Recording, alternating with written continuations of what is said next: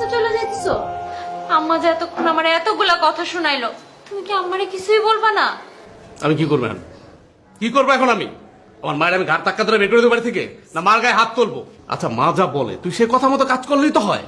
তাই তো ঝগড়া বিবাদ হয় না সংসারের মধ্যে। আমার একটু বুঝায় বলো, সে 2 দিন পর পর যদি আমার সাথে এরকম করে তাহলে তো আমারও অনেক কষ্ট হয়।